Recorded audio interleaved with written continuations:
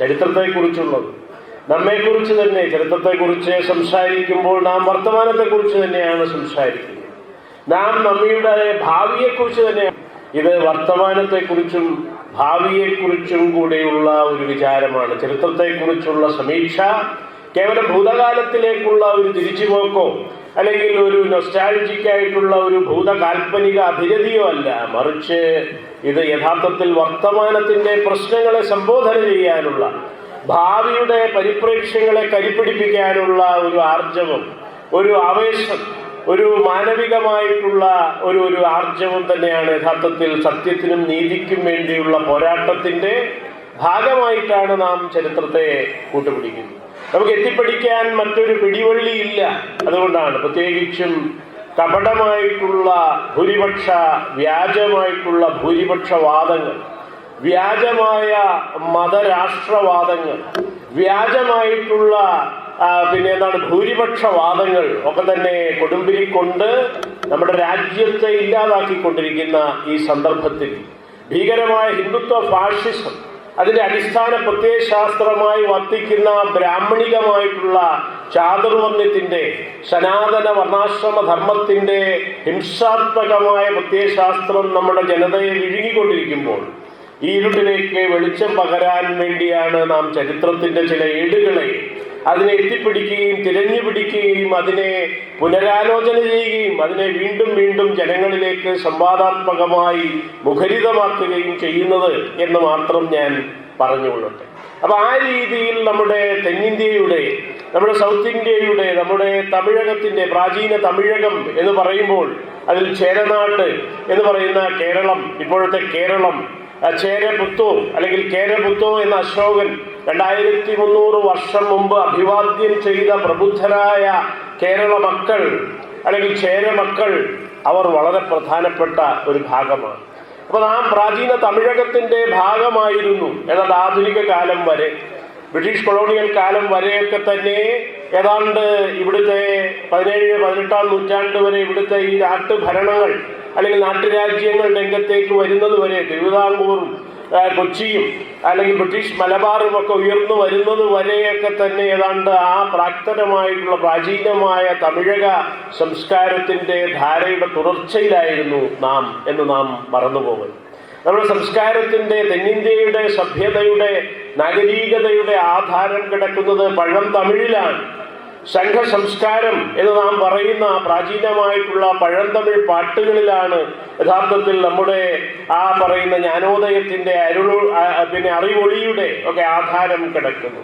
തിരുവള്ളുവരുടെ തിരുക്കുറലും ഇളങ്കോയുടെ ചിലപ്പതികാരവും അതുപോലെ ചാത്തനാരുടെ മണിമേഖലയും വളയാപ്പത്തിയും കുണ്ടലകേശിയും ഒക്കെ തന്നെ ഉയർന്നു വന്നിട്ടുള്ള തമിഴിലെ വലിയ മഹാകാവ്യങ്ങൾ, ഐൻപെരുങ്കാവ്യം എന്ന് തമിഴിൽ പറയുന്ന തമിഴിലെ പഞ്ചമഹാകാവ്യങ്ങളുടെ ആധാരഭൂമിക എന്ന് പറയുന്നത് ഈ അശോക സംഘകാലത്ത് പരിണമിച്ചുണ്ടായിട്ടുള്ള ബുദ്ധന്റെ അടിസ്ഥാന ആശയമായിട്ടുള്ള സംഘം എന്ന ആശയത്തിൽ നിന്ന്, സംഘം, ബുദ്ധം, ധമ്മം, ഇതൊക്കെയാണ് ബുദ്ധന്റെ അടിസ്ഥാന ആശയങ്ങൾ എന്ന് പറയുന്നത്. അതിനെയാണ് ത്രിശരണങ്ങൾ നാം യഥാർത്ഥത്തിൽ ശരണം വിളിച്ചുകൊണ്ടിരുന്നത്. ഇപ്പൊ അയ്യപ്പനാണ് നാം ശരണം വിളിക്കുന്നത്. യഥാർത്ഥത്തിൽ അയ്യപ്പന് ശരണം വിളിക്കുന്നത് എന്തുകൊണ്ടാണ്? അദ്ദേഹം ആ ബുദ്ധരൂപിയായിട്ടുള്ളതാണ്, ഒരു ബോധിസത്വനായതുകൊണ്ടാണ്, അവലോകിതേശ്വര ബോധിസത്വനായതുകൊണ്ടാണ് അയ്യപ്പൻ ഇപ്പോഴും നാം ശരണം വിളിക്കുന്നത്. അല്ലെങ്കിൽ പൊന്നിൻ കുരിശു മുത്തപ്പ, പൊന്മല ശരണം എന്ന് ക്രൈസ്തവർ പോലും നമ്മുടെ പൊന്മല എന്ന് പറയുന്ന ആ മലയാറ്റൂർ മുടിയിലേക്ക് പോകുമ്പോൾ, തലമുണ്ടനം ചെയ്ത് സ്ത്രീകൾ പോലും പോകുമ്പോൾ അവർ ശരണം വിളിക്കുന്നത് യഥാർത്ഥത്തിൽ ആ മുത്തപ്പനെയാണ്.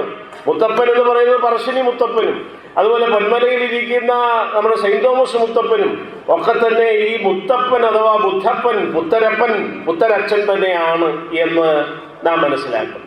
അപ്പൊ ബുദ്ധന്റെ ആ അടിസ്ഥാന ആശയമായിട്ടുള്ള ഉദ്ധം, ധമ്മം, സംഘം എന്ന് പറയുന്ന ജനായത്തപരമായ ഗണത്തെയാണ് അദ്ദേഹം സംഘം എന്ന ആശയത്തിലൂടെ ഉദ്ദേശിച്ചത്.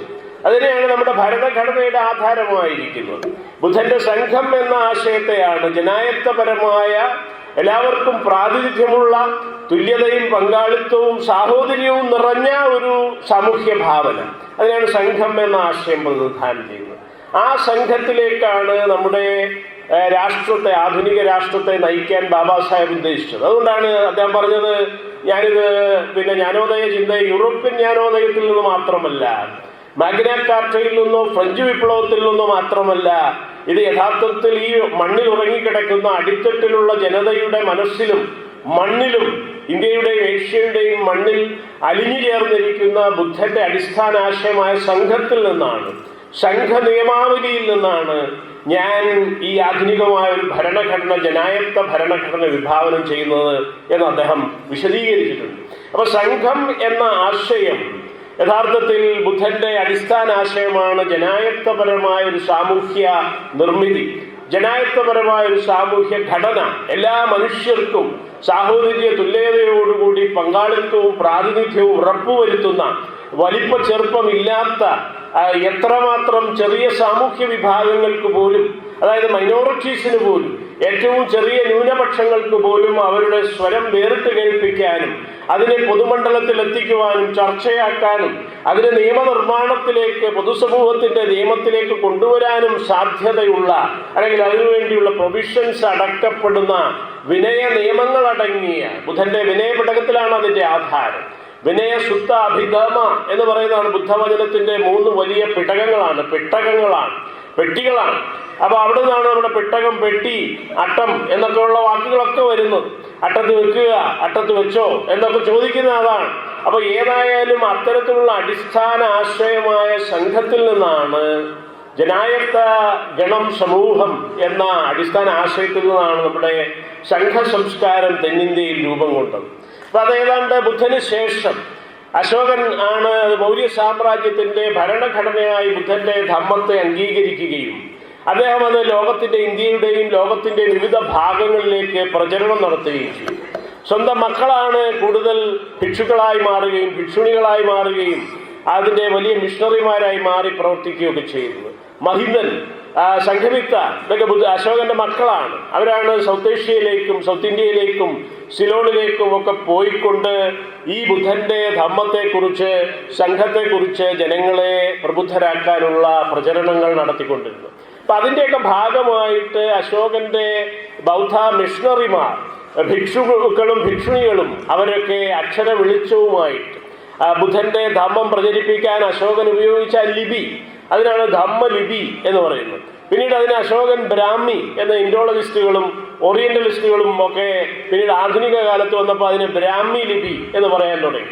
പ്രാചീനമായ പുരാതനമായ സൈന്ധവ ബ്രാഹ്മി, ഇൻഡസ് ബ്രാഹ്മി, അതിൽ നിന്ന് പിന്നീട് പരിണമിച്ചുണ്ടായ അശോകകാലത്ത് അശോകൻ പ്രയോഗിച്ച അശോകൻ ബ്രാഹ്മി, പിന്നീടുള്ള ലേറ്റർ ബ്രാഹ്മി, പിൽക്കാല ബ്രാഹ്മികൾ, അതിൽ നിന്നാണ് നമ്മുടെ തമിഴകത്ത് വട്ടെഴുത്ത് എന്ന് പറയുന്ന ഒരു എഴുത്തുരീതി തന്നെ ഉണ്ടായി വന്നത്. 7-8 നൂറ്റാണ്ടിൽ അരിത്തപ്പെട്ടിയിലും അളകാർമലയിലും ഒക്കെ പോയാൽ നമുക്ക് കാണാം. ജൈനമായിട്ടുള്ള, ശ്രമണമായിട്ടുള്ള ജൈനമായ വട്ടെഴുത്തിന്റെ ആദ്യ മാതൃക അരിത്തപ്പെട്ടിയിൽ നമുക്ക് കാണാൻ സാധിക്കും. അപ്പൊ അവിടെയാണ് നമ്മുടെ ഒരു എഴുത്തിൻ്റെതായിട്ടുള്ളൊരു മാതൃക, തനതായ മാതൃക സൗത്ത് ഇന്ത്യയിൽ ആദ്യം ഈ പറയുന്ന ഇൻഡസ് ബ്രാഹ്മി, അശോകൻ ബ്രാഹ്മി, പിന്നെ തമിഴ് ബ്രാഹ്മി, അതിന്റെ തെക്കൻ വഴക്കങ്ങൾ, പാലിയുടെ ദഖിനി പാലി എന്ന് പറയുന്ന പാലിയുടെ തെക്കൻ വഴക്കങ്ങളിൽ നിന്ന് അതിന്റെ തെക്കൻ തമിഴ രൂപങ്ങൾ അല്ലെങ്കിൽ തമിഴ രൂപങ്ങൾ. തമിഴ് എന്ന് പറഞ്ഞാൽ ദക്ഷിണേന്ത്യയിലെ പ്രാകൃതം എന്ന് തന്നെയാണ് അർത്ഥം. അംബേദ്കർ അവതരിപ്പിക്കുന്ന ഒരു വാദമാണത്. Who are the untouchables? How they became so എന്ന് പറയുന്ന അദ്ദേഹത്തിന്റെ ഏറ്റവും പ്രശസ്തമായ രചനയിൽ ജാതി വ്യവസ്ഥയെക്കുറിച്ച് വിശദീകരിക്കുന്ന ഏറ്റവും നിർണായകമായ രചനയുടെ ആമുഖത്തിൽ തന്നെ ബാബാ സാഹേബ് അംബേദ്കർ പറഞ്ഞു വെക്കുന്ന ഒരു വാദമാണിത്. തമിഴ് അല്ലെങ്കിൽ തമിളം എന്ന് പറയുന്നത്, പിന്നീട് ദ്രാവിഡം എന്ന് ഇംഗ്ലീഷിൽ യൂറോപ്യൻ ശൈലി അതിന് ദ്രാവിഡം, ദ്രവിഡിയൻ എന്നൊക്കെ വിളിച്ചു. ആ തമിളം അല്ലെങ്കിൽ തമിളം എന്ന് പറയുന്ന യഥാർത്ഥത്തിൽ തെന്നിന്ത്യയുടെ പ്രാകൃത മൊഴിവഴക്കം തന്നെയാണ് എന്ന വളരെ ഉജ്ജ്വലമായിട്ടുള്ള ഒരു നിരീക്ഷണം ബാബാ സാഹേബ് അംബേദ്കറാണ് മുന്നോട്ട് വെച്ചിട്ടുള്ളത്. അപ്പൊ ഈ പറയുന്ന ഒരു തമിഴ് മൊഴി വഴക്കങ്ങളിൽ ദഖിനി പാലിയുടെ, പഴന്തമിഴിന്റെയും തെക്കൻ പാലിയുടെയും മൊഴിവഴക്കങ്ങളിൽ ഉണ്ടായി വന്നിട്ടുള്ള ഒരു വാക്കാണ് ഈ പറയുന്ന സംഘം എന്ന് പറയുന്നത്. ഈഴം എന്ന് പറഞ്ഞാലും അതാണ്. പിൽക്കാല തമിഴിൽ വന്നിട്ടുള്ള ഈഴം എന്ന് പറഞ്ഞാലും ഈ ഇഴ ചേർന്ന സംഘത്തെയാണ്, സംഘം എന്ന് പറയുന്ന ജനായത്ത സമൂഹത്തെയാണ് ഉദ്ദേശിക്കുന്നത്. യഥാർത്ഥത്തിൽ അപ്പൊ ഈഴവർ എന്ന് പറഞ്ഞാൽ സംഘത്തിന്റെ ആൾക്കാർ എന്നേ ഉള്ളൂ. സംഘക്കാർ എന്ന് തന്നെയാണ് ഈഴവർ എന്ന പദത്തിന്റെ അർത്ഥം. അപ്പൊ ഇത് നമ്മൾ തമിഴിൽ അല്ലെങ്കിൽ തമിഴ ഭാഷയിൽ പ്രാകൃത ഭാഷയിൽ അന്വേഷിച്ചാൽ മാത്രമേ ഇതിൻ്റെയൊക്കെ അർത്ഥം നമ്മുടെ സ്ഥലങ്ങളുടെയും സ്ഥലനാമങ്ങളുടെയും സമുദായ നാമങ്ങളുടെയും ഒക്കെ തന്നെ അർത്ഥം നമുക്ക് മനസ്സിലാവുകയും. അപ്പൊ ഏതായാലും ആ സംഘ സംസ്കാരം അത് ആണ് തെന്നിന്ത്യയുടെ നാഗരിക സഭ്യതയുടെ ആധാരം. അതിനു മുമ്പും പലതരത്തിലുള്ള സംസ്കാരങ്ങൾ ഇവിടെ നിലനിന്നിരുന്നു. പക്ഷേ കൂടുതൽ നൈതികവും കൂടുതൽ കാരുണികവും കൂടുതൽ ജനായത്വപരവുമായ ഉൾക്കൊള്ളലിൻ്റെയും പ്രാതിനിധ്യത്തിൻ്റെയും പങ്കാളിത്തത്തിൻ്റെയുമായിട്ടുള്ള ഒരു ജനായത്വ സംസ്കാരം, ഒരു സംഘ സംസ്കാരം അശോകൻ മിഷണറിമാരുടെ അക്ഷര വെളിച്ചത്തെ തുടർന്നാണ് ഈ ധമ്മലിപിയും അശോകൻ ബ്രാഹ്മിയും ഒക്കെ പ്രചരിപ്പിച്ച് നീതിചിന്ത, ധാർമ്മിക ജീവിത ചിന്ത ഒക്കെ പ്രചരിപ്പിച്ച ഭിക്ഷുണിമാരുടെയും ഭിക്ഷുക്കളുടെയും ആ ബോധന മിഷണറി കാലത്തിന് ശേഷമാണ് നമുക്കുണ്ടായത്. അപ്പം അവിടെ നിന്നാണ് ഈ പറയുന്ന പഞ്ചമഹാകാവ്യങ്ങൾ, തമിഴകത്തിൻ്റെ പഞ്ചമഹാകാവ്യങ്ങൾ പകുതി ജൈനവും പകുതി ബൗദ്ധവുമാണ്. ആജീവകവുമായിട്ടുള്ള ചെറിയ രചനകൾ ഉണ്ടായിട്ടുണ്ട്, പലതും നഷ്ടപ്പെട്ടു പോയി. അപ്പൊ ആജീവകരുണ്ടായിരുന്നു, ചാർവാക പാരമ്പര്യത്തിൽ വരുന്ന ആജീവകരുണ്ടായിരുന്നു. കവി കുരിപ്പുഴ തന്നെ ചാർവാകനെ കുറിച്ച് കവിത എഴുതിയിട്ടുണ്ട്, നമുക്കറിയാവുന്നതാണ്. അപ്പൊ അത്തരത്തിലുള്ള ഭൗതികവാദികൾ ഉണ്ടായിരുന്നു, പല മെറ്റീരിയലിസ്റ്റ് ചിന്താഗതിക്കാരുണ്ടായിരുന്നു. പക്ഷേ കൂടുതൽ പ്രാമുഖ്യം ജനങ്ങൾക്കിടയിൽ കിട്ടിയത് ധാർമ്മിക ചിന്താഗതി പുലർത്തിയ ബുദ്ധന്റെ മധ്യമാർഗത്തിനാണ്. ജൈനിസവും ഇത് തന്നെയാണ് പറയുന്നത്.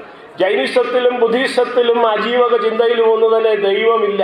അവരൊക്കെ തന്നെ ദൈവഹീനരാണ്. അതുകൊണ്ടാണ് അവരെ ഹീനയാനികൾ, ബൗദ്ധരെ പ്രത്യേകിച്ചും ബ്രാഹ്മണ്യം അപരവൽക്കരിച്ചത് ഹീനയാനി എന്ന് വിളിച്ചുകൊണ്ടാണ്. ഥേരവാദികളെ, ആദി ബുദ്ധമതമായ അശോകൻ ഥേരവാദികളെ ബ്രാഹ്മണ്യം അപരവൽക്കരിച്ചത് ഹീനർ എന്ന് വിളിച്ചുകൊണ്ടാണ്. മ്ലേച്ഛർ, ശൂന്യർ, ഹീനർ എന്ന് വിളിച്ചുകൊണ്ടാണ്. എന്താണ് ഹീനർ? ഹീനർ എന്ന് പറഞ്ഞാൽ ദൈവഹീനർ എന്നാണ് അർത്ഥം. ദൈവത്തിനും ആത്മാവിനും യാതൊരു സ്ഥാനവുമില്ലാത്ത ഒരു മതധാർമ്മിക ചിന്തയാണ്. പരമ്പരാഗത മതമേ അല്ല. വൈദിക മതത്തെക്കുറിച്ച് പറയുന്നത് പോലെ അതിനെക്കുറിച്ച് മതം എന്ന് പറയാൻ കഴിയില്ല. ഇതൊരു നൈതികമായ, ധാർമ്മികമായ, യുക്തിചിന്താപരമായ, കാരുണികമായ, എന്നാൽ കാരുണികമായ, ഭൗതിക, കേവല ഭൗതികമല്ല, കേവല യുക്തിവാദമല്ല. യുക്തിക്കും ധാർമ്മിക ഭൗതിക സൗഖ്യത്തിനും വേണ്ടി മാത്രമുള്ള ചിന്തയല്ല, മറിച്ച് നീതിക്കും, സത്യത്തിനും നീതിക്കും, കരുണാമയവും സ്നേഹാർദ്രവും സാഹോദര്യമാർന്നതുമായ മൈത്രീപൂർണമായ പ്രപഞ്ച സ്നേഹത്തിൽ അടിത്തറയുള്ള പ്രാപഞ്ചികമായ മൈത്രീഭാവനയോടുകൂടിയുള്ള ഒരു ജീവിതം, അതിനെ കാക്ഷിക്കുന്ന, അതേസമയം തന്നെ ദൈവത്തെയും ആത്മാവിനെയും ഒക്കെ നിരാകരിക്കുന്ന, അപരലോകത്തെയും പരലോകത്തെയും ഒക്കെ നിരാകരിക്കുന്ന അത്തരം സ്വർഗ നരക സങ്കല്പങ്ങളെ പരമ്പരാഗത മതത്തിന്റെ, പ്രത്യേകിച്ചും ബ്രാഹ്മണിക വൈദിക മതത്തിന്റെ എല്ലാ അഴുക്കുകളെയും ഇല്ലാതാക്കുന്ന തരത്തിലുള്ള അതിനുള്ള ഒരു പരിഹാരം എന്ന രീതിയിലാണ് ശാക്യമുനി ബുദ്ധൻ ഇത് അവതരിപ്പിച്ചത്. അപ്പൊ അതുകൊണ്ട് അത്തരത്തിലുള്ള ഒരു കരുണാമയമായ, എന്നാൽ യുക്തിയുക്ത ഭദ്രമായ, നൈതികമായ യുക്തി ചിന്തയുടെ ആധാരമുള്ള ചിന്തയായിരുന്നു ബുദ്ധന്റെ ചിന്ത. അപ്പൊ അതുകൊണ്ടാണ് അതിന് അനാത്മവാദം എന്ന് പറയുന്നത്. ആത്മാവിനെ പരിപൂർണമായും നിരാകരിക്കുന്നു. പരമകേന്ദ്രിതമായിരിക്കുന്ന പിന്നെ ഒരു പരമപിതാവായിട്ടുള്ള ഒരു ദൈവത്തെ അത് പരിപൂർണമായും അസ്ഥാനത്താക്കുന്നു. അങ്ങനെ ഒരു ചോദ്യം തന്നെ അവിടെ ഉദിക്കുന്നില്ല. എല്ലാം മാറ്റത്തിന് വിധേയമാണ്, അനിത്യവാദമാണ്. അനാത്മവാദം എന്ന് പറയുന്നത് അനിത്യവാദം തന്നെയാണ്. പ്രപഞ്ചം മുഴുവൻ മാറ്റത്തിന് വിധേയമാണ്. അനുനിമിഷം മാറ്റം നടന്നുകൊണ്ടേയിരിക്കുന്നു. മാറ്റമാണ് ലോകത്തിന്റെ കാതൽ. മാറ്റമില്ലാത്തതായി ഒന്നേ ഉള്ളൂ, അത് മാറ്റം മാത്രമാണ്. മാർക്സിനൊക്കെ, പിൽക്കാലത്ത് മാർക്സിന്റെയൊക്കെ തന്നെ ചിന്തയിൽ അത് ഈ വാക്കുകൾ അലയടിക്കുന്നത് നമുക്ക് കാണാം. ഒരുപാട് പേര് പറഞ്ഞിട്ടുണ്ട്. പക്ഷേ ചരിത്രത്തിൽ ആദ്യമായി രേഖപ്പെടുത്തിയിരിക്കുന്ന തരത്തിൽ ഇത് പറഞ്ഞത് 2600 വർഷം മുമ്പ് സാക്ഷാൽ ഗൗതമ ബുദ്ധൻ, ഗോതമ അല്ലെങ്കിൽ കോതമ എന്ന് തമിഴകത്ത് വിളിക്കുന്ന കോതൈ, കോതയാർ, മാക്കോതൈ പട്ടണം, കോതമംഗലം, തൃക്കോതമംഗലം, കൊക്കോതമംഗലം, കോതനെല്ലൂർ, കോതകുളങ്ങര, ഇങ്ങനെ കോത പറമ്പ്, കോതാട്, ഇങ്ങനെ കോതയെ ചേർത്തിട്ടുള്ള പറമ്പുകളും സ്ഥലങ്ങളും മാത്രമേ കേരളത്തിലും തമിഴകത്തിലും ഉള്ളൂ. ചേരനാട്ടിലും പാണ്ഡ്യനാട്ടിലും ചോളനാട്ടിലും ഒക്കെ കോതയാണ് ഏറ്റവും വലിയ സ്ഥലനാമ സൂചന. പള്ളിയും ചേരിയും മുട്ടവും വട്ടവും പോലെ കോത ഇവിടെയെല്ലാം കിടക്കുകയാണ്. എന്തുകൊണ്ട്? ഗോതമരാണ് തത്വചിന്തയുടെയും ചിന്തയുടെയും ഭാഷയുടെയും ജീവിതത്തിന്റെ ഒക്കെ ആധാരമായിരുന്നു. അതുകൊണ്ടാണ് മണ്ണിലും മനസ്സിലും അദ്ദേഹത്തെ കുടിയിരുത്തിയിരിക്കുകയാണ്. എത്ര മായിച്ചിട്ടും എത്രമാത്രം പിൽക്കാലത്തുണ്ടായ മഹായാനത്തിന്റെ വിഗ്രഹങ്ങൾ തല്ലിയുടച്ചിട്ടും എത്രമാത്രം ചവിട്ടിത്താഴ്ത്തിയിട്ടും മഹാബലിയെ പോലെ വാമനൻ മഹാബലിയെ എന്ന പോലെ ചവിട്ടിത്താഴ്ത്തിയിട്ടും അദ്ദേഹം ഉദിച്ചുയർന്നുകൊണ്ടേയിരിക്കുകയാണ്. കാരണം അദ്ദേഹം മണ്ണിലും മനസ്സിലും കൂടിയിരിക്കുകയാണ്, അബോധത്തിലാണ് കിടക്കുന്നത്. അടിച്ചാലും വിളിക്കുന്നത് അദ്ദേഹത്തിനെയാണ്, അയ്യോ എന്നാണ് വിളിക്കുന്നത്. എന്ത് സംഭവിച്ചാലും ഏതാപത്തിലും ദക്ഷിണേന്ത്യയിലെ എല്ലാ ജനങ്ങളും അവരുടെ ഭാഷ എന്താകട്ടെ, ഇപ്പോൾ മലയാളം സംസാരിക്കുന്നു, ഇപ്പോൾ ആധുനിക തമിഴ് സംസാരിക്കുന്നു, കന്നഡ സംസാരിക്കുന്നു, തുളു സംസാരിക്കുന്നു, തെലുഗു സംസാരിക്കുന്നു, പിന്നെ അങ്ങനെ കൊങ്കിണി സംസാരിക്കുന്നു, മഹാരാഷ്ട്രീയൻ മറാഠി സംസാരിക്കുന്നു, പലതും സംസാരിക്കുന്നു. പക്ഷെ ഇവരെയൊക്കെ അടിച്ചാൽ, ഇവരുടെ കാലൊന്ന് തട്ടിയാൽ, അല്ലെങ്കിൽ കൈ മുറിഞ്ഞാൽ, അല്ലെങ്കിൽ കൈയൊന്ന് പൊട്ടിയാൽ, അല്ലെങ്കിൽ തീ പൊള്ളിയാൽ അവർ വിളിക്കുന്ന അയ്യോ അയ്യോ എന്ന് മാത്രമേ വിളിക്കുള്ളൂ. അബോധത്തിൽ നിറഞ്ഞു കിടക്കുകയാണ്. വ്യാക്ഷേപകാർത്ഥത്തിൽ പോലും ആശ്ചര്യ ശബ്ദമായിട്ട് പോലും അയ്യോ അയ്യോ എന്നേ വിളിക്കുള്ളൂ. ചാകാൻ നേരത്തും നമ്മളെല്ലാവരും തന്നെ അയ്യോ അയ്യോ എന്നേ വിളിക്കുന്നുള്ളൂ. ഏത് മതവുമാകട്ടെ, ഏത് ജാതിക്കാരുമാകട്ടെ അയ്യോ എന്നേ വിളിക്കുള്ളൂ. അയ്യോ പുത്തോ എന്നാണ്. തിരുവിതാംകൂറിന്റെ ചില ഭാഗങ്ങളിൽ അത് അയ്യോ പൊത്തോ എന്ന് തന്നെയാണ് വിളിക്കുന്നത്. അയ്യോ എന്ന് മാത്രമല്ല അവിടെ നിർത്തുന്നില്ല, അയ്യോ പൊത്തോ. എന്താണ് പൊത്തോ? അയ്യോ പൊത്തോ എന്നാണ് വീഴുന്നത്. അയ്യോ തലക്കടി കിട്ടിയാൽ അല്ലെങ്കിൽ എന്തെങ്കിലും പറ്റിയാൽ പെട്ടെന്ന് ഒരു അയ്യോ പൊത്തോ എന്നാണ് വിളിക്കുന്നത്. എന്താണ് അയ്യോ പുത്തോ എന്നാണ്. പുത്തൻ എന്ന് പറഞ്ഞാൽ ആരാണ്? പുത്തര് തന്നെയാണ്, ബുദ്ധരാണ്. പുത്തരച്ഛൻ, ഞാൻ പറഞ്ഞ പുത്തരച്ഛൻ തന്നെയാണ്. മാവേലിക്കരയിരിക്കുകയാണ് പുത്തരച്ഛന്മാർ ഒരുപാടുണ്ട്. അതിനിപ്പോ പുത്രച്ഛൻ പകുതി സംസ്കൃതീകരിച്ചു, പുത്രച്ഛൻ എന്നാക്കി. അച്ഛനെ അച്ഛനും അപ്പനെ അപ്പനും പിന്നെ ഏഭ്യനും ആക്കുക എന്നുള്ളതാണല്ലോ ഈ സംസ്കൃതീകരണ ഹൈന്ദവീകരണ സവർണ സംസ്കാരത്തിന്റെ. ഏഭ്യ കലക്കി കുടിക്കട ഏഭ്യ എന്നാണല്ലോ. ചാകാൻ നേരത്തും ഒരേ വെള്ളം കുടിച്ച് മരിക്കരുത്, രണ്ടുപേരും തോണി മറിഞ്ഞ് മരിക്കുകയാണ്. അപ്പോൾ വരേണ്യൻ പറയുകയാണ്, എടാ ഏഭ്യ കലക്കി കുടിക്കട ഏഭ്യ എന്നാണ്. നമ്മുടെ ജനസമുദായങ്ങൾക്ക് പലർക്കും ഒരു ദിവസം 10-18 തവണ ഏഭ്യൻ വിളി കേൾക്കാതെ ഉറങ്ങാൻ കഴിയാത്ത ഒരു കാലമുണ്ടായിരുന്നു. അപ്പൊ ആ കാലത്തേക്ക് തിരിച്ചു പോകണമെന്നാണ് ഇപ്പോൾ ഈ മനുസ്മൃതിയുടെ പുതിയ സംസ്കാരം. ശ്രുതി പുരാണ പട്ടത്താരങ്ങളിലൂടെ പുനരാനയിച്ചിരിക്കുന്ന ഈ സംസ്കാരം നമ്മളെ കൊണ്ടുവന്ന് എത്തിച്ചുകൊണ്ടിരിക്കുന്ന അങ്ങോട്ട് പോകാൻ വേണ്ടിയാണ്. ഏഭ്യൻ വിളിയിലേക്കും ഈ പറഞ്ഞ അടിയളന്ന് മാറി നിൽക്കുന്ന പരിപാടിയിലേക്കും എറിഞ്ഞടിയുടെ കാലത്തേക്കുമൊക്കെ കൊണ്ടുപോകാനാണ്. ഏതായാലും ഞാൻ സൂചിപ്പിച്ചത്, നമ്മുടെ സംസ്കാരത്തിന്റെ ആധാരം എന്ന് പറയുന്നത് ഈ നൈതികമായ ബുദ്ധസഭ്യതയാണ്.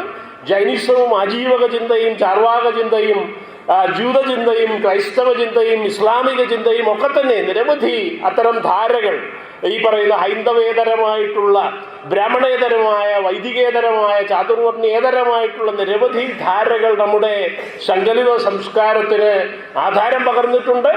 സംഘ സംസ്കാരം അത്തരത്തിലുള്ള ഒരു ബഹുസ്വര സംസ്കാരം തന്നെയാണ്. പക്ഷെ അതിന്റെ ആധാരം ബുദ്ധന്റെ സംഘം എന്ന് പറയുന്ന ആശയമാണ്. ധമ്മം, ബുദ്ധം എന്ന് പറയുന്ന ആശയം. ബുദ്ധം എന്ന് പറഞ്ഞാൽ എല്ലാവർക്കും പ്രബുദ്ധരാകാമെന്നാണ്. അല്ലാതെ ഞാൻ മാത്രം വലിയ കേമനായി എൻലൈറ്റൻമെന്റ് എത്തിയിരിക്കുന്നുവല്ല. ആർക്കും ബുദ്ധനായി മാറാം, ആർക്കും ബുദ്ധയായി മാറാം. അതാണ് മഹാകവി കുമാരനാശാന്റെ 100 വർഷം പൂർത്തിയാക്കിയ കൃതി തന്നെ അതാണ്, ചണ്ടാല ഭിക്ഷുകി. അതായത് ആർക്കും ഒരു ബുദ്ധയായി പ്രബുദ്ധയായി മാറാം. ചക്രവർത്തിയോടും പ്രസേനജിത്തിനോടൊന്നല്ല, സാക്ഷാൽ ഗൗതമ ബുദ്ധനോട്, കോതയാരോട് തന്നെ സംവാദങ്ങൾ നടത്താം മനുഷ്യനെ കുറിച്ച്. ചണ്ടാലിതൻ മെയ് ദ്വിജന്റെ പിണ്ടത്തിന് ഊഷരമോ എന്ന് അദ്ദേഹം ബുദ്ധനോടോ അല്ലെങ്കിൽ മഹാരാജാവിനോടോ ചക്രവർത്തിയോടോ നേരിട്ട് ചോദിക്കുന്ന ഒരു ദലിത് വനിതയായിട്ട് പോലും അവരെ അവതരിപ്പിച്ചിരിക്കുകയാണ്. അപ്പൊ അത്തരത്തിലുള്ള ആർക്കും തന്നെ, ഒരു ദലിത് വനിതയ്ക്കോ ഏറ്റവും അടിത്തട്ടിലേക്ക് ചവിട്ടിത്താഴ്ത്തപ്പെട്ട അടിസ്ഥാന മനുഷ്യർക്കോ ആർക്കും ഈ പറയുന്ന വിദ്യാഭ്യാസത്തിലൂടെ, ചിന്തയിലൂടെ, മനനത്തിലൂടെ, ധ്യാനത്തിലൂടെ പ്രബുദ്ധരായി മാറാൻ കഴിയും. ധമ്മം എന്ന് പറഞ്ഞാൽ ലോകത്തിന്റെ ആധാരമായ നീതി നിയമാവലി എന്നാണ് അർത്ഥം. നൈതികമായ കരാറാണ്. ഭരണഘടന പോലെ തന്നെ എല്ലാ ബഹുജനങ്ങൾക്കും, പ്രത്യേകിച്ചും ജാതിയുടെയും വർണ്ണത്തിന്റെയും ലിംഗത്തിന്റെയും പേരിൽ വെട്ടിനീക്കപ്പെട്ട ജനതയ്ക്ക് പ്രാതിനിധ്യം ഉറപ്പുവരുത്തുന്ന നൈതിക കരാറാണ് നമ്മുടെ ബാബാ സാഹേബ് അംബേദ്കർ ഉണ്ടാക്കിയ ഭരണഘടന. അതിന് വലിയ വെല്ലുവിളികൾ ഇന്ന് നേരിട്ടുകൊണ്ടിരിക്കുകയാണ്. സാമ്പത്തിക സംവരണത്തിലൂടെ ഒരു വശത്ത് പ്രാതിനിധ്യമില്ലാതാക്കി മാറ്റിയിരിക്കുന്നു. മറ്റ് നിരവധി തലങ്ങളിലൂടെ അതിൻ്റെ ഫെഡറൽ തത്വങ്ങൾ, സ്റ്റേറ്റുകളുടെ അധികാരങ്ങൾ, വിദ്യാഭ്യാസ നയത്തിലടക്കം NEP എന്ന് പറയുന്ന EWS, NEP ഇങ്ങനെയൊക്കെയുള്ള, പിന്നെ തൊഴിൽ നിയമങ്ങൾ, പുതിയ തൊഴിൽ നിയമങ്ങൾ, പുതിയ പാരിസ്ഥിതിക നിയമങ്ങൾ, പുതിയ നിയമാവലികളായിട്ട് കൊണ്ടുവരുന്നതെല്ലാം തന്നെ ഈ സർക്കാരിൻ്റെ ഹൈന്ദവ ദേശീയവാദ ഭരണകൂടം കൊണ്ടുവന്നുകൊണ്ടിരിക്കുന്ന ഓരോ പുതിയ നിയമപരിഷ്കരണങ്ങളും നമ്മുടെ ഭരണഘടനയുടെ ആധാരത്തെ തകർക്കുക, അതിൻ്റെ ജനായത്ത പ്രാതിനിധ്യ വ്യവസ്ഥയെ, അതിൻ്റെ ഫെഡറലിസത്തെ, അതിൻ്റെ സോഷ്യലിസ്റ്റ് തത്വങ്ങളെ ഒക്കെ തന്നെ ഇല്ലാതാക്കുന്ന പരിപാടികളാണ് എന്നുകൂടി നാം അറിയേണ്ടതുണ്ട്. അപ്പം അതുകൊണ്ടാണ് നാം ഈ പറയുന്ന ധാർമ്മിക അടിത്തറകളിലേക്ക് നാം ചിന്തിക്കുന്നത്. നമ്മുടെ ഭരണഘടനയുടെയും നമ്മുടെ രാഷ്ട്രത്തിൻ്റെയും നമ്മുടെ സൗത്ത് ഇന്ത്യൻ സംസ്കാരത്തിൻ്റെയൊക്കെ ആധാരമായിരിക്കുന്ന മൗലിക തത്വങ്ങളെക്കുറിച്ച്, മൂല്യങ്ങളെക്കുറിച്ച് നാം വീണ്ടും വീണ്ടും ആലോചന ചെയ്യുന്നത്, അതെല്ലാം ഇന്ന് പ്രതിസന്ധിയിലും വലിയ വെല്ലുവിളിയിലും നാശത്തിലും എത്തിയിരിക്കുന്നത് കൊണ്ടാണ് നാം ഇതിനെക്കുറിച്ച് പറയുന്നത്. അപ്പോൾ അതുകൊണ്ട് ബുദ്ധം എന്ന് പറഞ്ഞാൽ അതാണ് എൻലൈറ്റൻമെൻ്റ് ആണ്. ആർക്കും പ്രബുദ്ധരായ വിദ്യാഭ്യാസത്തിലൂടെ, ബോധനത്തിലൂടെ അത് സാധ്യമാണ്. ധമ്മം എന്ന് പറഞ്ഞാൽ അത് നീതി നിയമാവലിയാണ്. മനുഷ്യരും പ്രകൃതിയും മനുഷ്യരും ഈ പ്രപഞ്ചവും ഒക്കെ തമ്മിലുള്ള ഒരു കരാറാണ്, നൈതികമായ കരാറാണ്, അത് ലംഘിക്കരുത്. അതുപോലെ തന്നെ സംഘം എന്ന് പറഞ്ഞാൽ ജനായത്തപരമായ സാമൂഹ്യ ഭാവന. ജനായത്തം എന്ന് പറഞ്ഞാൽ തന്നെ പ്രാതിനിധ്യത്തിൻ്റെ കലയും രാഷ്ട്രീയവുമാണ്.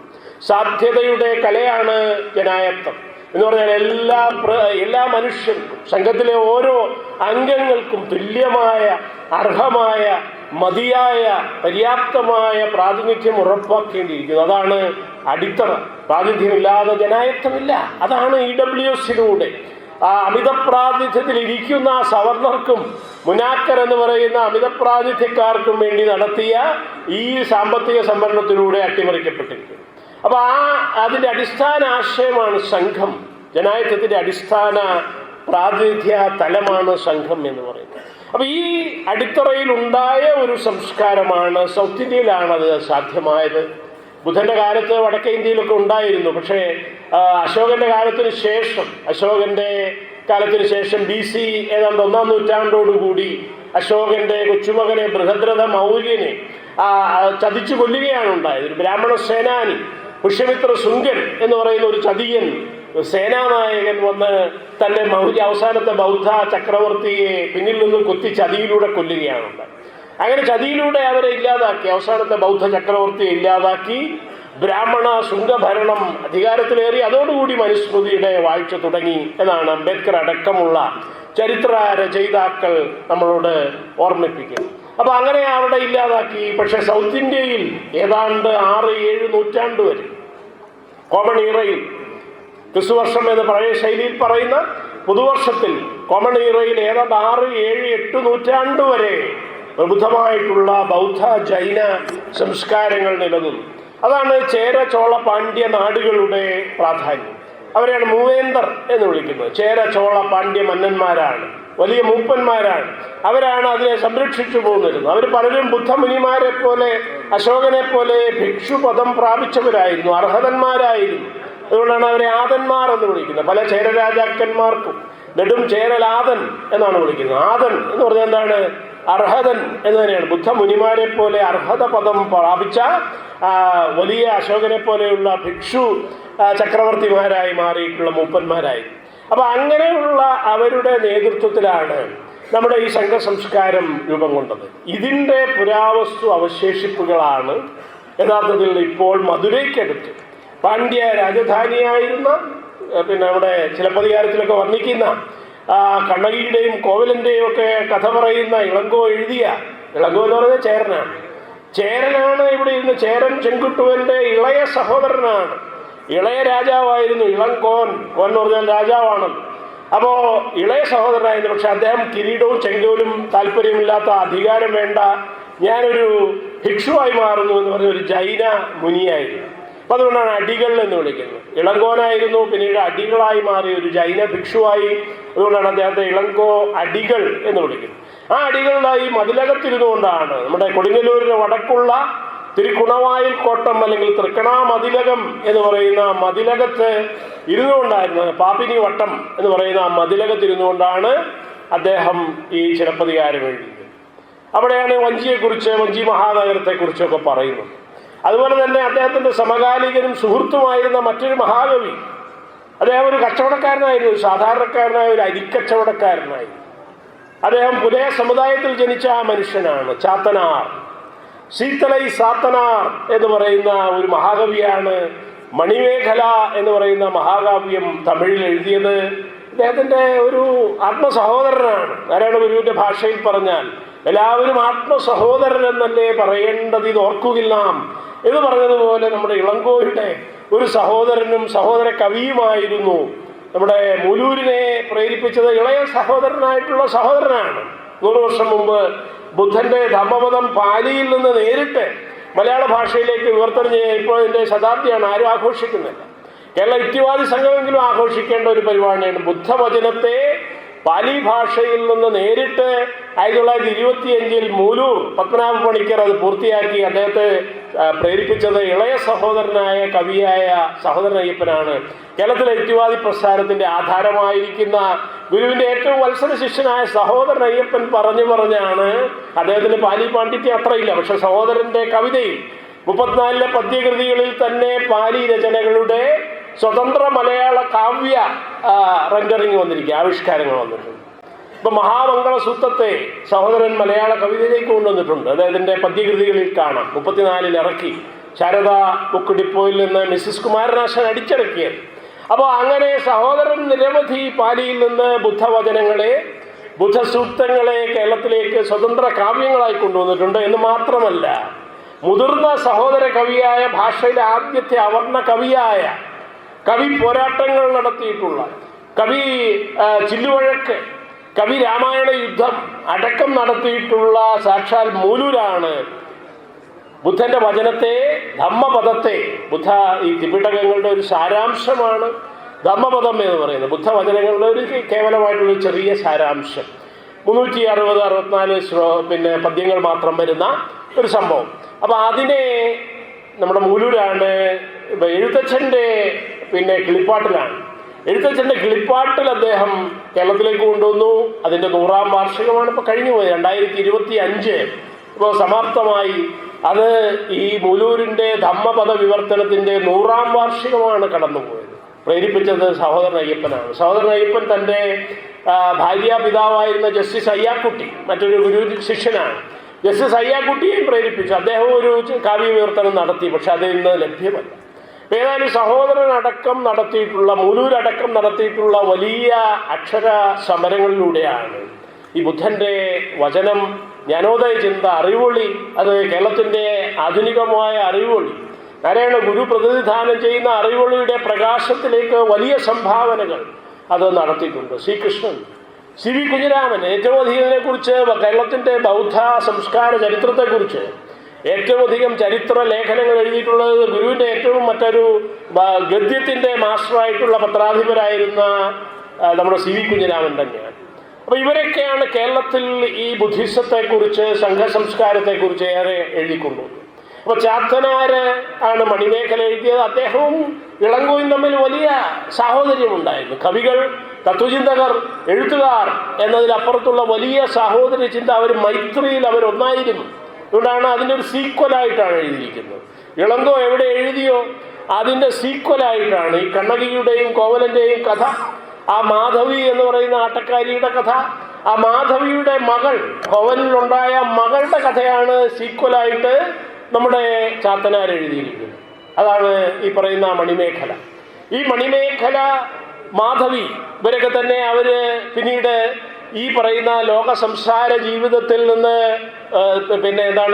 അതിൻ്റെ തിക്താനുഭവങ്ങളിൽ നിന്ന്, അതിൻ്റെ സങ്കടവേദനകളെ തരണം ചെയ്യാൻ വേണ്ടി ബുദ്ധന്റെ ധർമ്മ മാർഗത്തിലേക്ക് വരുന്നു. അവർ ഭിക്ഷുണികളായി മാറുകയാണ്. അവർക്ക് ഉന്നത വിദ്യാഭ്യാസം കിട്ടുന്നത് വഞ്ചി എന്ന് പറയുന്ന നമ്മുടെ ഇന്നലത്തെ മതിലകം, കൊടുങ്ങല്ലൂർ എന്ന് പറയുന്ന, മുസിരിസ് എന്നൊക്കെ പറയുന്ന ഈ മാക്കോദൈ പട്ടണം, മഹോദയപുരം, മുജിരി പത്തനം എന്നൊക്കെ പറയുന്ന കൊടുങ്ങല്ലൂരിൽ വല്ല വഞ്ചി സർവകലാശാലയിൽ വന്നുകൊണ്ടാണ് ഈ മാധവിയുടെ മകളായിട്ടുള്ള മണിമേഖല ഉന്നത ബൗദ്ധ ജ്ഞാനത്തിലൊക്കെ ഉന്നത വിദ്യാഭ്യാസം നേടുകയാണ്. അവരുടെ ഒരു ഗുരുവുണ്ട്, അദ്ദേഹമാണ് അറവാണ അടികൾ. മാധവി, മണിമേഖല, ഇവരൊക്കെ പാണ്ഡ്യനാട്ടിൽ നിന്നും, പൂമ്പുഹാറിൽ നിന്നും, മധുരയിൽ നിന്നും പിന്നെ കാഞ്ചിയിൽ നിന്നും, ഇന്നത്തെ കാഞ്ചീപുരം എന്ന് പറയുന്ന പഴയ ബുദ്ധ കാഞ്ചിയിൽ നിന്നും വഞ്ചിയിലേക്ക്, ഈ പറയുന്ന പടിഞ്ഞാറ് കിഴക്കൻ തീരത്ത് നിന്ന് പൂമ്പുഹാറിൽ നിന്നും കാഞ്ചിയിൽ നിന്നും വഞ്ചിയിലേക്ക് വരുന്നത്, വഞ്ചി കാണ്ഡം തന്നെ മണിമേഖലയിൽ അവതരിപ്പിച്ചിരിക്കുകയാണ്. ഇതൊക്കെ നടന്ന സംഭവങ്ങളാണ്, ചരിത്ര സംഭവങ്ങളെ ഈ മഹാകവികൾ, ബൗദ്ധരും ജൈനരുമായിട്ടുള്ള നമ്മുടെ ശ്രമണ കവികൾ, ബുദ്ധമുനിമാര് തന്നെയായിരുന്നു. അവര് ഈ മഹാചരിത്രങ്ങളെ തന്നെയാണ്, യഥാർത്ഥ കഥാപാത്രങ്ങളെ തന്നെയാണ് അവർ അവതരിപ്പിച്ചത്. യഥാർത്ഥ സിറ്റികളെ കുറിച്ചാണ്, വഞ്ചി മഹാനഗരത്തെക്കുറിച്ച്, കാഞ്ചി മഹാനഗരത്തെക്കുറിച്ച്, കാവേരി പൂമ്പട്ടണം എന്ന് പറയുന്ന പൂമ്പുഹാറിനെ കുറിച്ച് ഒക്കെ തന്നെയാണ്. നമ്മൾ ചേരമലയെക്കുറിച്ച് തന്നെ പറയുന്നുണ്ട്. ഇപ്പോഴും ചേരമല അവിടെ നിൽക്കുകയാണ് തട്ടേക്കാടിനടുത്ത്. അതുപോലെ ആ ബോധി മലനിരകൾ കയറി പിന്നെ ബോധിനായകനൂര് വഴി പാണ്ഡ്യനാട്ടിലേക്ക് മധുരയിലേക്ക് പോകുന്ന മലമ്പാതകളെ കുറിച്ച്, നമ്മുടെ ഈ ഞാൻ പറഞ്ഞ പൊന്മല, മലയാറ്റൂർ മുടി, അവിടെ ചേരൻ ചെങ്കുട്ടുവൻ നേരിട്ട് എഴുന്നള്ളിയിരിക്കുന്നതും, അദ്ദേഹം ആ പെരിയാർ ഒഴുകുന്ന കാനന ഭംഗികൾ അവിടെ ഇരുന്ന് വീക്ഷണം നടത്തുന്നതും ഒക്കെ ഇളങ്കോ എഴുതിയിരിക്കുകയാണ് ചിലപ്പതികാരം. അതുപോലെ തന്നെ മറ്റ് 18 അതുപോലെ അകനാനൂറ്, പുറനാനൂറ് ഇങ്ങനെയൊക്കെ പറയുന്ന 18 മേൽക്കിഴക്കിലും 18 കീഴ്ക്കിഴക്കിലും ഒക്കെ വരുന്ന ഈ സംഘ പാട്ടുകളിൽ, പഴംപാട്ടുകളിൽ അത് ഈ ചേരന്റെ രാജധാനിയെ കുറിച്ച് വിവരിക്കുന്നുണ്ട്, ചേരന്റെ സഹോദരങ്ങളെ കുറിച്ച് പറയുന്നുണ്ട്. അദ്ദേഹം പുലയ യുവാക്കന്മാരുമായിരുന്ന മധു നുകരുന്നതിനെ കുറിച്ച്, തെങ്ങിന്റെ മധു നുകരുന്നതിനെ കുറിച്ച് പരാമർശം വന്നിട്ടുണ്ട്. അപ്പോ പുലയരും പറയരും എന്ന് പറഞ്ഞ വള്ളുവരും കുറവരും ഒക്കെ തന്നെ, പിന്നെ വില്ലവരും ഒക്കെ തന്നെ അടങ്ങുന്ന വലിയ ജനസഞ്ചയം യാതൊരു ജാതി മത വ്യത്യാസവും ഇല്ലാതെ കലർന്ന് ജീവിക്കുകയും യാതൊരു തൊട്ടുകൂടായ്മയും തീണ്ടലും അത്തരം വൃത്തികേടുകളോ ഒന്നുമില്ലാതെ, വർണ്ണാശ്രമ ധർമ്മത്തിന്റെ അഴുക്കുകളോ ഭീകരതകളോ ഇല്ലാതെ മനുഷ്യ സാഹോദര്യത്തോടെ ജീവിക്കുന്നതുമാണ് നാം ഈ പഴന്തമിഴ് പാട്ടുകളിൽ കാണുന്നത്. അല്ലാതെ ജാതിയുടെയും മതത്തിന്റെയും പേരിൽ കൊല്ലുന്നതോ, അല്ലെങ്കിൽ ആ ശംഭൂകനെ എടാ നീ ശൂദ്രനാണോടാ, നീ ഏത് യോനിയിൽ ജനിച്ചു എന്ന് ചോദിച്ച് വാളെടുത്ത് അവന്റെ ഒരു താപസന്റെ, ഒരു മുനിയുടെ ധ്യാനം ചെയ്യുന്ന വിദ്യാഭ്യാസം നേടി എന്ന കുറ്റത്തിന് അക്ഷരം പഠിപ്പിച്ചു ഇതര ശൂദ്രക്കുട്ടികളെയോ സ്ത്രീകളെയോ പഠിപ്പിച്ചു എന്ന പേരിൽ അവനെ കഴുത്തറക്കുന്ന ഒരു സംസ്കാരമല്ല. മദനമോഹന മാളവി ഇവിടെ 29 വന്ന് തിരുനക്കര വന്ന് വിളിക്കുകയാണ്, ജയ് ശ്രീരാം വിളിക്കുകയാണ്. അപ്പൊ അവിടെ നിന്നിട്ട് പറയും ജയ് രാവൺ എന്ന് പറഞ്ഞ് കുറെ പേര് ചാടി എഴുന്നേക്കാണ്. ആരാണ്? സഹോദരൻ അയ്യപ്പനും കൂട്ടരുമാണ് അവിടെ എഴുന്നേറ്റത്. SNDPയുടെ ഒരു വേദിയിൽ വന്നിട്ട് ജയ് ശ്രീരാം വിളിച്ചപ്പോൾ അന്ന് അവിടെ ചാടി എഴുന്നേറ്റു സഹോദരനും കൂട്ടരും. അവർ പറഞ്ഞു, നിങ്ങൾ പറയുന്ന അയോധ്യാപതിയായ രാമനെ കുറിച്ചാണോ നിങ്ങൾ ജയ് ശ്രീരാം വിളിക്കാൻ പറയുന്നത്? അയാൾ പിന്നെ ദൈവം പോയിട്ട് മനുഷ്യൻ പോലും ആകുന്നില്ല. ശംഭൂകനെ ശൂദ്രൻ എന്ന് വിളിച്ചുകൊണ്ട് വർണ്ണവും ജാതിയും പറഞ്ഞ് നീചയോനി, മ്ലേച്ഛയോനി, ശൂദ്രയോനി എന്ന് പറഞ്ഞുകൊണ്ട് ആ ഒരു താപസന്റെ, ഒരു മുനിയുടെ അക്ഷരം പഠിപ്പിച്ച ഒരു മുനിയുടെ, ധ്യാനം ചെയ്ത ഒരു മുനിയുടെ, മനനം ചെയ്ത മുനിയുടെ കഴുത്തറുത്ത ആ മനുഷ്യനെ കുറിച്ചാണോ നിങ്ങൾ പറയുന്ന? ആൾ മനുഷ്യൻ പോലുമല്ല, മൃഗമാണ്. അത് ഗുരു നേരത്തെ എഴുതിയിരിക്കുകയാണ്. കൊല്ലായെങ്കിൽ അവൻ ഗുണമുള്ള പുമാൻ, അല്ലായെങ്കിൽ മൃഗത്തിനു തുല്യനവൻ എന്ന് നാരായണ ഗുരു 1913 തന്നെ ജീവകാരുണ്യ പഞ്ചകത്തിൽ എഴുതി. കോഴിയെ കൊല്ലുന്നതിനെ കുറിച്ചല്ല, ആടിനെ പോത്തിനെ കൊന്ന് ആഹാരം കഴിക്കുന്നതിനെ കുറിച്ചല്ല അദ്ദേഹം എഴുതിയ. മനുഷ്യൻ ജാതിയുടെയും വർണ്ണത്തിന്റെയും മതത്തിന്റെയും പേരിൽ കൊല്ലുന്നതിനെ കുറിച്ചാണ്. അപ്പൊ അവൻ മൃഗമാണ് എന്നാണ് പറഞ്ഞത്.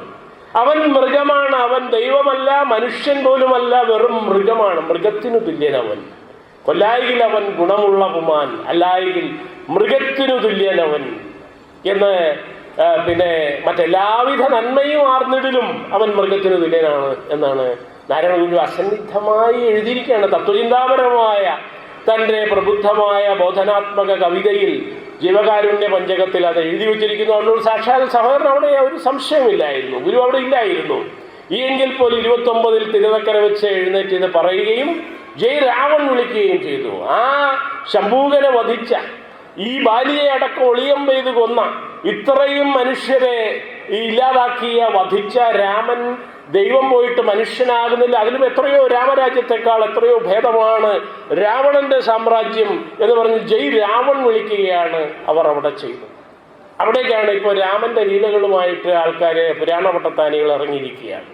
രാമൻ ആത്മാരമണനാണ്, രാമൻ കൃഷ്ണൻ സബ്വേഴ്സീവായ ദൈവങ്ങളാണ്, ഗാന്ധിയുടെ സത്യബോധമാണ് രാമൻ. ഗാന്ധിയോട് നേരിട്ട് സഹോദരൻ ചോദിച്ചു, അല്ലയോ മിസ്റ്റർ ഗാന്ധി, മിസ്റ്റർ ഗാന്ധി, താങ്കളുടെ കൃഷ്ണൻ ഒരു പരമ്പര കൊലയാളിയല്ലേ എന്ന ചോദ്യം സാക്ഷാൽ നാരായണ ഗുരു ഇരിക്കുമ്പോൾ വർക്കലയിൽ ശിവഗിരിയിൽ വെച്ച് 1925 വൈക്കം പോരാട്ടത്തിൽ ഗാന്ധി വന്ന സമയത്ത് ഗാന്ധിയോട് നേരിട്ട് ചോദിച്ചതാണ്. ഗുരു ഒരു ദിവസം മുഴുവൻ അവിടെ ഇരുത്തി ക്ലാസ് കൊടുത്തു. വർണ്ണാശ്രമധർമ്മം എന്ന് പറയുന്നത് അനീതിയാണ്, അസമത്വമാണ്, മനുഷ്യത്വ വിരുദ്ധമാണ്. ചാതുർവർണ്ണ്യം അത് മനുഷ്യന് ചേരുന്നതല്ല, അതിനെ പരിപൂർണമായും വർണ്ണാശ്രമധർമ്മത്തെ കൈവിടണം എന്ന് ഗാന്ധിക്ക് ക്ലാസ് കൊടുത്തു. അവിടെ നിന്ന് വിശദീകരിച്ചു. താൻ നട്ടുവളർത്തിയ ഒരു മരം, ഒരു തേന്മാവ് ചൂണ്ടിക്കാണിച്ചുകൊണ്ട് പറഞ്ഞു, ഇതാ ഈ മരത്തിന്റെ ഇലകൾ പല വിധത്തിലൊക്കെ ഇരിക്കും, പക്ഷെ അവയുടെ സത്ത ഒന്നാണ്. മരത്തിന്റെ ഈ മാവിന്റെ ഇലകളുടെ ചാറൊന്നാണ്. മനുഷ്യാണാം മനുഷ്യത്വം ജാതിർഗോത്വം ഗവാം യഥാ. ഈ തത്വം നിങ്ങൾക്ക് മനസ്സിലാകുന്നില്ല, പിന്നെ ബ്രാഹ്മണ്യവുമായിട്ടാണോ വരുന്നത് എന്നാണ് ചോദിച്ച സംസ്കൃത പണ്ഡിതന്മാർ. ഗാന്ധിക്ക് സംസ്കൃതത്തിൽ സംസാരിക്കാനും അറിയില്ലായിരുന്നു, പിന്നെ ഇംഗ്ലീഷിലാണ് അദ്ദേഹം ചോദിച്ചത്. മതപരിവർത്തനത്തെ കുറിച്ചുള്ള സംവാദം സി കുഞ്ഞിരാമൻ അതൊക്കെ രേഖപ്പെടുത്തിയിട്ടുണ്ട്. നമുക്ക് സമയമില്ലാത്തതുകൊണ്ട് ഞാൻ അതിലേക്ക് കിടക്കുന്നില്ല, വിഷയത്തിലേക്ക് ഞാൻ തിരിച്ചു വരികയാണ്. ഞാൻ പറഞ്ഞത് നമ്മുടെ ആധുനികത, നമ്മുടെ ഇപ്പോൾ നവോത്ഥാനം എന്ന് പറയുന്ന കേരളത്തിന്റെ അറിവുള്ളി ജ്ഞാനോദയ ചിന്ത. കാരണം ഇപ്പൊ പുതിയ നവോത്ഥാന നായകന്മാരെ സ്ഥാപിക്കുകയാണ്. വിമോചന സമര നായകന്മാരെ നവോത്ഥാന നായകന്മാരാക്കി എഴുന്നള്ളിച്ചു കൊണ്ടുവന്ന് അവരുടെ പേരിൽ ക്ഷേത്രപ്രതിഷ്ഠ കേരളത്തിൽ നടക്കുകയാണ്. ക്ഷേത്രപ്രതിഷ്ഠ നടന്നു കഴിഞ്ഞു, പന്തളത്ത് നടന്നു, ഇനി അടുത്ത സ്ഥലത്ത് വരാൻ പോവുകയാണ്. അവരെ നവോത്ഥാന വിമോചന സമര നായകനെ വിമോചന സമരം വിജയിപ്പിച്ചതിന്റെ പേരിൽ ഭാരതകേസരി ബിരുദമെടുത്തണിഞ്ഞ ആളെയൊക്കെ നവോത്ഥാന നായകരാക്കി അവരോധിച്ച് ജനങ്ങളുടെ ചിലവിൽ ഭരണഘടനാ സ്ഥാപനങ്ങളെ നോക്കുകുത്തിയാക്കിക്കൊണ്ട് ജനങ്ങളുടെ ചിലവിൽ പൊതുവവധി കൊടുക്കുന്ന അവസ്ഥയിലേക്ക് കേരളം വന്നെത്തിയിരിക്കുകയാണ്. അപ്പൊ ഈ അവസ്ഥയിൽ നവോത്ഥാനം എന്ന പരികല്പനയെ തന്നെ വളരെ പരിപൂർണമായും നാം പുനരാലോചന ചെയ്യേണ്ടതുണ്ട്. അപ്പൊ അതുകൊണ്ട് അറിവുള്ളി, ജ്ഞാനോദയം എന്നൊക്കെയുള്ള അല്ലെങ്കിൽ ആധുനികതയുടെ പോരാട്ടങ്ങൾ എന്ന രീതിയിലാണ് നാം അതിനെക്കുറിച്ച് വ്യവഹരിക്കുന്നത്. അപ്പൊ ഞാൻ സൂചിപ്പിച്ചത് ഇത്രയേ ഉള്ളൂ. നമ്മുടെ ആധുനിക കേരള സംസ്കാരത്തിന്റെ അടിത്തറയാകട്ടെ, നമ്മുടെ പ്രാചീനമായിട്ടുള്ള തമിഴ് സംഘ സംസ്കാരത്തിന്റെ അടിത്തറയാകട്ടെ, ഇതൊക്കെ തന്നെ ബുദ്ധന്റെ അടിസ്ഥാന ആശയങ്ങളാണ് എന്ന കാര്യമാണ് ഞാനിവിടെ സൂചിപ്പിച്ചത്. ഇതിന്റെ തെളിവുകൾ സാഹിത്യമായ തെളിവുകളാണ് ഇളങ്കോയിലും പിന്നെ ചാത്തനാരിലും മറ്റ് ഈ പറയുന്ന സംഘസാഹിത്യത്തിലും കാണുന്നത്. അതിൻ്റെ പുരാവസ്തു തെളിവുകളാണ് നാം ഇപ്പോൾ പട്ടണത്ത് മാത്രമല്ല കീഴടിയിൽ നിന്ന്, പ്രത്യേകിച്ച് മധുരയ്ക്കടുത്തുള്ള കീഴടിയിൽ നിന്ന് നമുക്ക് കിട്ടിയിരിക്കുന്നത് എന്നുള്ളതാണ് ഏറ്റവും നിർണായകമായ വസ്തുത. അപ്പൊ കീഴടി എന്ന് പറയുന്നത് മധുരയുടെ തെക്കുവശത്തുള്ള ഏതാണ്ട് 10-15 കിലോമീറ്റർ മാത്രം മധുര നഗരത്തിൽ നിന്ന്, ഈ കണ്ണകി എരിച്ച മധുരാപുരത്തിൽ നിന്ന് ഏതാണ്ട് 10-15 കിലോമീറ്റർ മാത്രം തെക്കുവശത്തുള്ള ഒരു സ്ഥലമാണ്. അവിടെ വളരെയധികം പുരാവസ്തുക്കൾ പുറത്തേക്ക് വന്നു. പള്ളിച്ചന്തം എന്ന് പറയുന്ന ഒരു സ്ഥലമാണ്. പള്ളി നമുക്കറിയാം, പള്ളി എന്ന് പറയുന്നത് പഴന്തമിഴിലും പാലിയിലുമുള്ള വാക്കാണ്. ദക്ഷിണി പാലിയിൽ മാത്രമുള്ള ഒരു പ്രയോഗമാണ്. ദക്ഷിണേന്ത്യയിലെ എമ്പാടും പള്ളികളുണ്ട്. തിരുച്ചിറ പള്ളി തമിഴകത്താണെങ്കിൽ ഇടപ്പള്ളി എന്ന് പറയുന്നത് കേരളത്തിലാണ്. അപ്പൊ അങ്ങനെ പള്ളികൾ നിരവധിയാണ്. എല്ലായിടത്തും പള്ളികളും ചേരികളും വട്ടങ്ങളും മുട്ടങ്ങളും കുടങ്ങളും ഒക്കെ തന്നെയാണുള്ളത്. അപ്പൊ ഈ സ്ഥലനാമങ്ങൾ കോതയെ കുറിച്ച് പറഞ്ഞ പോലെ തന്നെ ഇത് സൂചിപ്പിക്കുന്ന ഇവിടെയെല്ലാം ബുദ്ധവിഹാരങ്ങൾ ഉണ്ടായിരുന്ന സ്ഥലമാണ്. പാലിയിൽ നിന്നും പഴന്തമിഴിൽ നിന്നും വന്നിട്ടുള്ള ഒരു പദമാണ് പള്ളി എന്ന് ഞാൻ പറഞ്ഞു. ബുദ്ധവിഹാരത്തെയാണ് സൂചിപ്പിക്കുന്നത്. ഏറ്റവും പരിശുദ്ധമായ ഹോളി എന്ന് പറയുന്ന ഒരു അർത്ഥമാണ് അതിനുള്ളത്. അപ്പൊ ആ പദത്തെ തന്നെയാണ് ആദ്യം ബൗദ്ധരും ജൈനരും ജൂതരും ക്രൈസ്തവരും മുസ്ലിങ്ങളും ഒക്കെ തന്നെ തങ്ങളുടെ ആരാധനാ ഇടത്തെ സൂചിപ്പിക്കാൻ പള്ളി എന്ന വാക്കാണ് ദക്ഷിണേന്ത്യയിൽ അയ്യൻ എന്ന് വിളിക്കുന്ന പോലെ. ആരാണെങ്കിലും ഏത് ജാതിയും മതവുമാണെങ്കിലും എല്ലാവരും അയ്യോ അയ്യോ എന്ന് വിളിക്കുന്നത് പോലെ ഇവരെല്ലാം തന്നെ പള്ളി പള്ളി എൻ്റെ പള്ളി എന്നാണ് വിളിക്കുന്നത്. പള്ളി പറഞ്ഞാൽ മതി. പള്ളിയും പട്ടക്കാരും പള്ളിയും പള്ളിക്കൂടവും പട്ടം കെട്ടലും പട്ടം കൊടുക്കലും ഇതൊക്കെ തന്നെ ഈ ശൈലിയിൽ കപ്പിയാർ എന്ന വാക്കുപോലും ക്രൈസ്തവരിപ്പോൾ ഉപയോഗിക്കുന്ന അവരുടെ പള്ളികളിലെ പള്ളിയും പള്ളിക്കൂടവും പട്ടക്കാരും കപ്പിയാരെന്ന വാക്കും മുത്തുക്കുടയും ഒക്കെ തന്നെ വരുന്നത് ബുദ്ധിസത്തിൽ നിന്ന് നേരിട്ട് പാലിയിൽ നിന്ന്. പാലി ദക്ഷിണി പാലി ബന്ധമുള്ള വാക്കുകളാണ് കപ്പിയാർ എന്ന വാക്ക് പോലും. അപ്പൊ ഏതായാലും ഞാൻ സൂചിപ്പിച്ചത് നമ്മുടെ സംസ്കാരത്തിൽ ക്രൈസ്തവവും ഇസ്ലാമികവും ജൂതവും ജൈനവും ബൗദ്ധമായ ആധാരമാണ് അതിനുള്ളത്. ഇതൊന്നും സംസ്കൃതത്തിൽ നിന്നോ ഹൈന്ദവത്തിൽ നിന്നോ വേദത്തിൽ നിന്നോ ഈ പറയുന്ന സ്മൃതി പുരാണങ്ങളിൽ നിന്നോ വന്നിട്ടുള്ളതല്ല. എന്ന് സൂചിപ്പിക്കാൻ. അമ്പലം എന്ന പള്ളി മാത്രമല്ല, അമ്പലം എന്ന വാക്ക് പോലും ദ്രാവിഡത്തിൽ നിന്നാണ്, എന്ന് പറഞ്ഞാൽ തമിഴത്തിൽ നിന്നാണ്, തമിഴ് വാക്കാണത്. അൻപിന്റെ അളം, അരുളൻപ് അനുകമ്പ മൂന്നിനും പൊരുളെന്നാണ് ഇത് ജീവതാരകം, അരുളുള്ളവനാണ് ജീവി എന്ന് ഉരുവിട്ടിടുക ഈ നവാക്ഷരി എന്ന് ഗുരു നേരത്തെ എഴുതിയിട്ടുണ്ട്. നമുക്കറിയാം അനുകമ്പാ ദശകം, അതും 1913-14 കാലത്തിൽ എഴുതിയിട്ടുള്ളതാണ്. അപ്പൊ അവിടെയാണ് നബിയെ, കരുണാവാൻ നബി മുത്തുരത്നമായിട്ട് കേരള കവിതയിൽ തന്നെ ആധുനിക കാലത്ത് ആദ്യമായിട്ട് അവതരിപ്പിക്കുന്നു. ക്രിസ്തുവിനെ കുറിച്ച് പരമേശ പവിത്രപുത്രൻ, മനുജാകൃതി പൂണ്ട ധമമോ എന്ന് ബുധനെ, ഗോതമനെ, കോതയാനെ കുറിച്ച് പറയും. അപ്പൊ ഈ രീതിയിലുള്ള നമ്മുടെ സംസ്കാരത്തിന്റെ ആധാരത്തിലാണ് പള്ളി കിടക്കുന്നത്. പള്ളി എന്ന് പറയുന്നത് നമ്മുടെ ഹൃദയത്തിലാണ്. അപധർമ്മിക്കാനാവാത്ത ഒരു സൗത്ത് ഇന്ത്യൻ പദമാണ് പള്ളി. അതുപോലെ തന്നെയാണ് അൻപലം, അൻപിന്റെ അളമാണത്. കാരുണ്യത്തിന്റെ, മഹാകരുണയുടെ, മൈത്രിയുടെ കേന്ദ്രം എന്ന് മാത്രമേ, അല്ലെങ്കിൽ അളം, സ്പേസ് എന്നാണ് അതിൻ്റെ അർത്ഥം. അമ്പളം, അമ്പളമാണ് അൻപലം എന്ന രീതിയിലേക്ക് വന്നിട്ടുള്ളത്. അപ്പൊ അത് സംസ്കൃതത്തിൽ നിന്ന് വന്നിട്ടുള്ളതല്ല. അപ്പൊ പള്ളിയാകട്ടെ, അമ്പലമാകട്ടെ, ചേരിയാകട്ടെ, മൊണാസ്ട്രി എന്നാണ്. ചേരി എന്ന് പറഞ്ഞാൽ ബൗദ്ധ മൊണാസ്ട്രി ആയി. ഇപ്പൊ പിൽക്കാലത്ത് ബൗദ്ധരെ മ്ലേച്ഛരും ശൂന്യരും ഹീനരുമാക്കിയതോടുകൂടി അത് തൊട്ടുകൂടാത്തവരുടെ താമസ സ്ഥലം, ചേരി, പുലേച്ചേരി, പറയച്ചേരി എന്ന രീതിയിലേക്ക് അതിനെ ഇകഴ്ത്തുകയാണ്.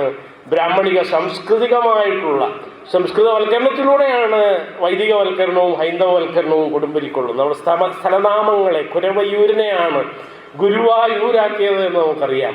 സംഘസാഹിത്യത്തിലെ ശബരിമലയെയാണ് ശബരിമലയാക്കി, അത് രാമായണത്തിലെ ശബരിയുമായി ബന്ധിപ്പിച്ച് രാമന്റെ പുളകമാക്കി മാറ്റിയത് എന്ന് നമുക്ക് രാമവൽക്കരിക്കാൻ വേണ്ടിയാണ് ഈ പരിപാടി ചെയ്തത്. ശബരിമാനികൾ മേഞ്ഞ മലയാണ് സംഘസാഹിത്യ അകനാനൂറിലും പുറനാനൂറിലും ഒക്കെ വരുന്ന ശബരിമല. ഇപ്പോഴും തമിഴിൽ ശബരിമല എന്നാണ് പറയുന്നത്. ശബരിമാനികൾ എന്ന് പറഞ്ഞാൽ മ്ലാവുകളാണ്. കൂടുതൽ രോമ ആവരണം, അതിനാണ് ചവരി എന്ന് പറയുന്നത്. ചവരുള്ള നെല്ലിനെ കുറിച്ച് പോലും പറയും. ചവരുള്ള നെല്ലെന്ന് പറഞ്ഞാൽ നമ്മുടെ ബ്രാനുള്ള, തവിട് കൂടിയ നെല്ലിനാണ്. അതിനാണ് ഏറ്റവും വില. 300 രൂപ കൊടുത്താൽ ഇപ്പോൾ രക്തശാലിയോ ഒന്നും കിട്ടാനില്ല.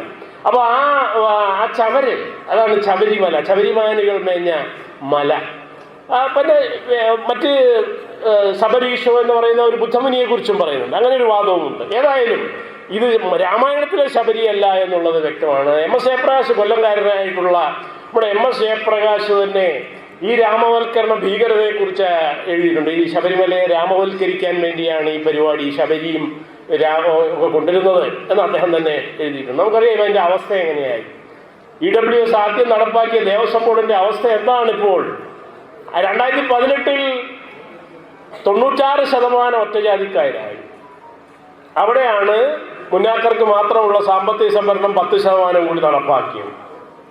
അവിടെ ഇപ്പോൾ എന്ന് പറഞ്ഞാൽ 106% ഒറ്റജാതിക്കാരുടെ കുത്തകയായി മാറി. ഒളിഗാർക്കിയുടെ കോളനിയായി, കുലീനരുടെ കുത്തക ഭരണ കോളനിയായിട്ട് അതിനെ മാറ്റി. അമിത പ്രാതിനിധ്യമാണ് ഫാഷിസത്തിലേക്ക് നയിക്കുന്നത്.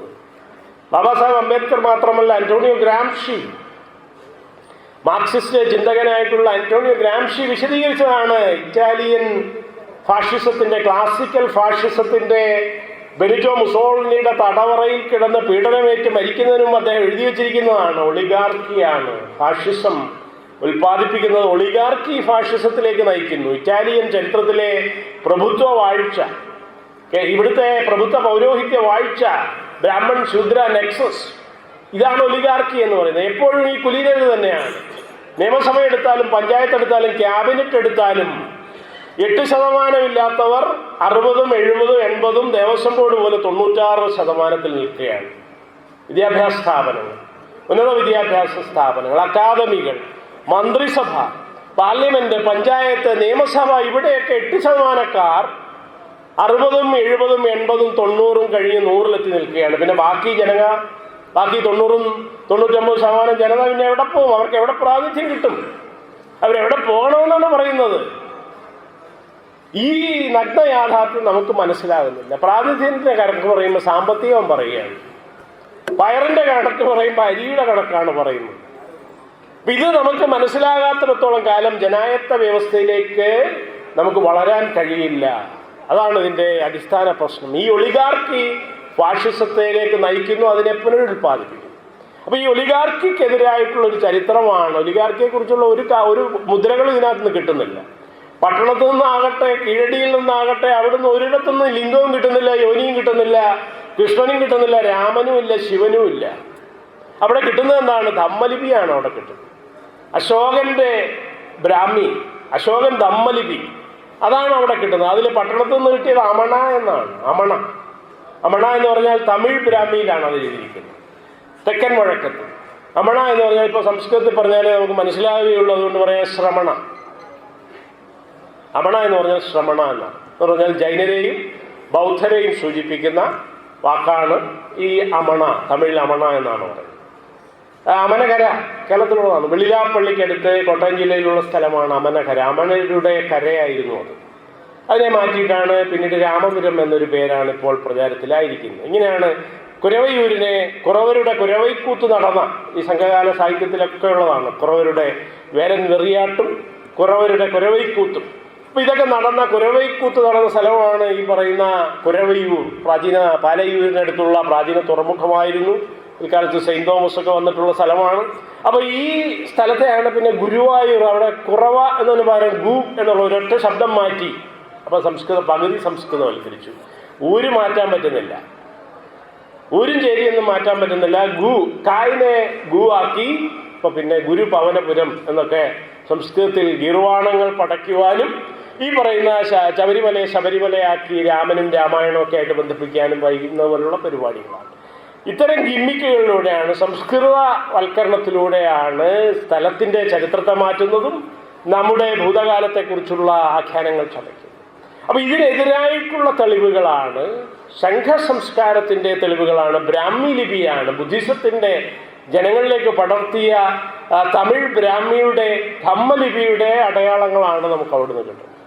അവിടുന്ന് കിട്ടുന്ന ഗ്ലോബൽ ട്രേഡിൻ്റെ Mediterranean pottery, Roman amphora, Arabian West Asian pottery, Indian rouletted ware, Indian black and red ware എന്നൊക്കെ പറയുന്ന ഭിക്ഷാപാത്രങ്ങൾ, പട്ടണം വെയർ എന്ന് തന്നെ പറയുന്ന ലക്ഷക്കണക്കിന് പാത്രശകലങ്ങളാണ്. ചൈനീസ് പിഞ്ഞാണ പാത്രശകലങ്ങൾ അതുപോലെ തന്നെ.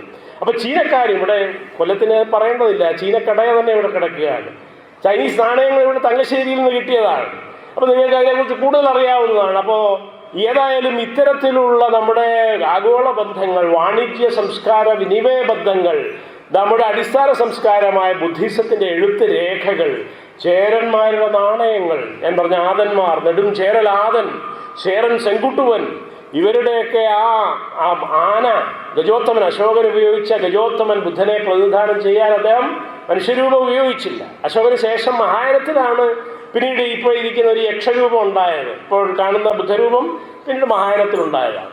അപ്പോൾ ഏതായാലും ആ ചേരന്മാരുടെ നാണയങ്ങൾ, ശ്രീലങ്കൻ അശോകന് സഹോദരനായി കണ്ടിരുന്ന ദേവാനാംപിയ തിസ്സയുടെ, ദേവാനാംപിയ അശോകന്റെ സഹോദരതുല്യനായിരുന്നു ദേവാനാംപിയ തിസ്സ, ശ്രീലങ്കയിലെ രാജാവായിരുന്നു.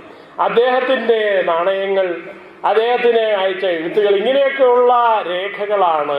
ഇൻഡസ് വാലിയിൽ നിന്നുള്ള ചില ബിംബങ്ങൾ, മീനമുദ്ര, പാണ്ഡ്യരുടെ കൊടിയടയാളം തന്നെയാണ് മത്സ്യമുദ്ര. ബുദ്ധന്റെ അടിസ്ഥാനമായിട്ടുള്ള ബുദ്ധിസത്തിലെ മറ്റൊരു ലോഗോയാണ്. സഹോദരന്റെ ലോഗോ ആലിലയായിരുന്നു, സഹോദരൻ പത്രത്തിന്റെ ലോഗോ.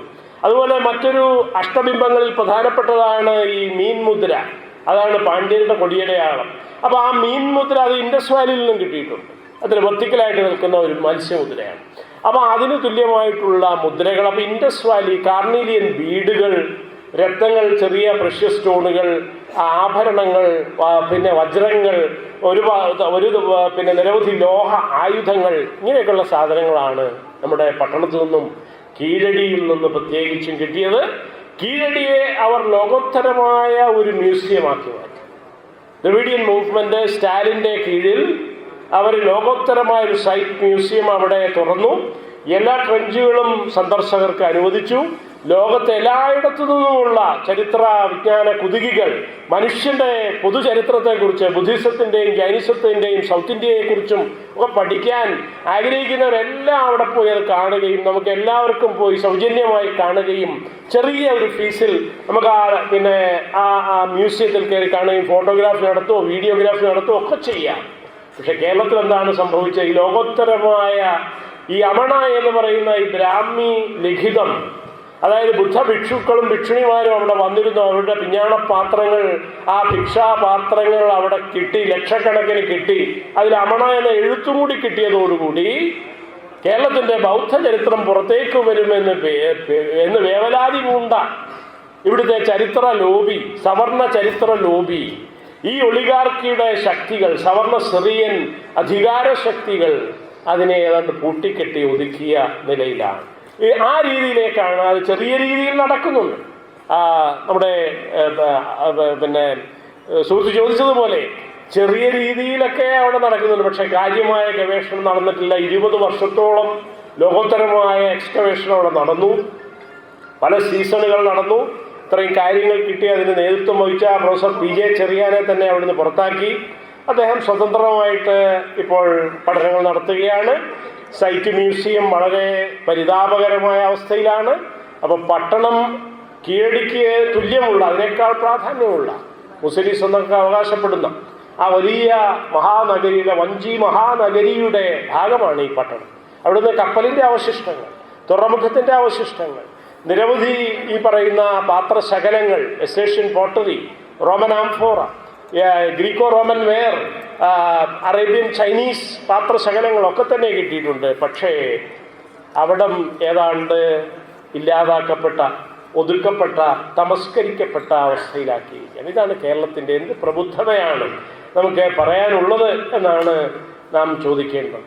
തമിഴകത്ത് കീഴടിയെ എങ്ങനെ ഒരു ലോകോത്തരമായ സൈറ്റാക്കി ലോകത്തെ അവിടേക്ക് ആകർഷിക്കുന്നു, അല്ലെങ്കിൽ തമിഴ് സംസ്കാരത്തെ ലോകോത്തരമായി അതിനെ അവർ പ്രൊജക്റ്റ് ചെയ്യുന്നു.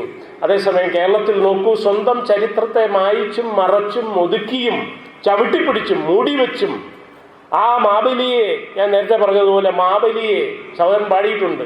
വാമന ദാനം കൊടുത്ത സുമതി തൻ്റെ ശീർഷം ചവിട്ടിയ യാചകനും എന്നാണ് ആ വാമനെ കുറിച്ച് സഹോദരൻ ചോദിച്ചത്. ഗാന്ധിയോട് നേരിട്ട് ചോദിച്ചത്, മിസ്റ്റർ ഗാന്ധി, താങ്കളുടെ കൃഷ്ണൻ ഒരു പരമ്പര കൊലയാളിയല്ലായിരുന്നോ എന്നാണ് ഗുരുവിനെ സാക്ഷിയാക്കിക്കൊണ്ട് ചോദിച്ചത്. കാരണം ഗുരു നേരത്തെ എഴുതിയല്ലോ, ആ കൊല്ലുന്നവൻ ദൈവമല്ല, അവൻ മൃഗത്തിന് തുല്യനവൻ എന്ന് എഴുതിയിട്ടുണ്ട്. അപ്പോൾ ഈ രീതിയിലാണ് കേരളത്തിൻ്റെ അവസ്ഥ, വർത്തമാന അവസ്ഥ. അത് ഭാവിയിലേക്ക് ഒട്ടും ശോഭനീയമല്ല. വലിയ ജനകീയമായ ഇടപെടലുകൾ ഉണ്ടാകണം, നയപരമായ ഇടപെടലുകൾ ഉണ്ടാകണം. വലിയ മാറ്റങ്ങൾ ഉണ്ടായാൽ മാത്രമേ നമ്മുടെ സംസ്കാരം, സ്വന്തം സംസ്കാരവും ചരിത്രവും മൂടിക്കൊണ്ട്, സത്യത്തെയും നീതിയെയും മറച്ചുകൊണ്ട് നമുക്കൊന്നും നിർമ്മിക്കാനാവില്ല. ഏത് വിദ്യാഭ്യാസ പ്രവർത്തനം നടത്തിയാലും കള്ളത്തിനും ചതിക്കും വഞ്ചനയ്ക്കും മുകളിൽ നമുക്കൊരു പുതിയ സമൂഹത്തെ സ്വപ്നം കാണാനോ കെട്ടിപ്പടുക്കാനോ കഴിയില്ല. ആദ്യം നാം നമ്മുടെ ചരിത്രം അംഗീകരിക്കണം. നാം ആരായിരുന്നു, നാം എങ്ങനെ ആയി എന്ന ചരിത്രം മനസ്സിലാക്കണം. അതിനെ ലോകസമക്ഷം തുറന്നു കാണിക്കാനും അതിൻ്റെ നല്ല അംശങ്ങളെ ലോകത്തിന് വാഗ്ദാനം ചെയ്യാനുമുള്ള ശേഷി കൈവരിച്ചാൽ മാത്രമേ ഒരു നാഗരികമായ, ആധുനികമായ ഒരു സമൂഹമായി നമുക്ക് വളരാൻ കഴിയൂ, ഭാവിയിലേക്ക് കഴിയൂ. അതുകൊണ്ടാണ് ഭാവിയും വർത്തമാനവും പ്രധാനമായതുകൊണ്ടാണ്, സത്യവും നീതിയും പ്രധാനമായതുകൊണ്ടാണ് നാം ചരിത്രത്തെക്കുറിച്ച് സംസാരിക്കുന്നത്. കീഴടിയുടെയും പട്ടണത്തിൻ്റെയും പ്രാധാന്യം അതാണ്. അതിൻ്റെ താരതമ്യ വിചാരം പ്രത്യേകിച്ചും സമയപരിമിതി ഉള്ളതുകൊണ്ട് ഞാനിവിടെ ചുരുക്കുകയാണ്.